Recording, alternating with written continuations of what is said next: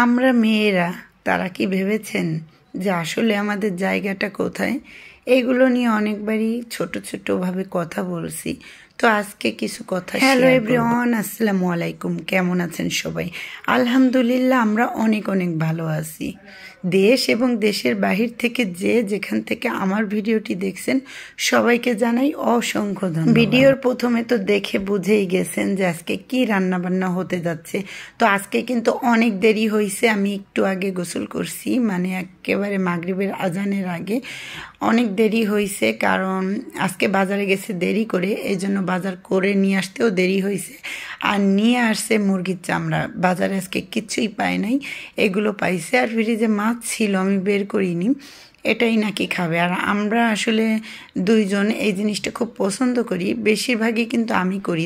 আর যেই কথাটা আপনাদের সাথে শেয়ার করব সেইটা হলো, আমার বিয়ের আগে যেমন আমার একটা বাসা ছিল, আমার একটা ঘর ছিল, এখন কিন্তু সেইটা নেই।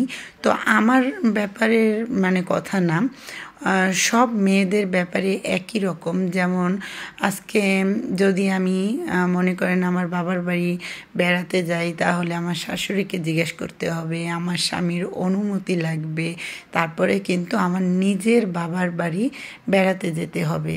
যেইটা একসময় পরিচয় দিতাম যে এইটা আমার বাড়ি, কিন্তু এখন কিন্তু বলা লাগতেছে আমার বাবার বাড়ি বা আমার ভাইয়ের বাড়ি। আমি কিন্তু মানে সব মেয়েদের নিয়ে কথাটা বলতেছি, কারণ আমার তো বাবার বাড়িই নাই, এই জন্য এমনি শেয়ার করলাম কথাটা। আসলে খুব খারাপ লাগে বিষয়টা। আমার বাবা মারা গিয়েছে, তো মারা যাওয়ার পরে আমার বাবার বাড়িটাই ভ্যানিশ হয়ে গেছে। অনেক ভিডিওতে আমি শেয়ার করছি, তো খুব খারাপ লাগে। কিন্তু প্রত্যেকটা মেয়ে যখন বাবার বাড়িতে যায় তখন তার কিন্তু রুমটা আর দখলে থাকে না। তারপর আপনি আপনার জামা কাপড় নিয়ে যাবেন, দেখবেন কি বাড়ির একটি কোণে আপনার জামা কাপড় রাখতে হবে বা সেই ব্যাগটা আপনার রাখতে হবে, যেটাই নিয়ে যান। তারপরে আপনি যখন খাবার খাবেন তখনও কিন্তু আপনার কাছে কীরকম একটা লাগবে যে আমি একটু বলে খাই বা নিয়ে খাই।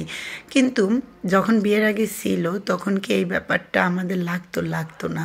তো কি অদ্ভুত না, সেই বাড়িটা আমরা জন্মগ্রহণ করছি, বড় থেকে ছোট, মানে ছোট থেকে বড় হয়েছি 20টা বছর বা 25টা বছর, যে যেমনটা মানে যে বয়সে বিয়ে হয়। এত বছর থাকার পরেও আমাদের সেই বাড়িটা আপন। বাবার বাড়ি যদি একটু বেশি দিন থাকি তাহলে অনেকেই জিজ্ঞাসা করে যে মানে আমরা যাব কখন।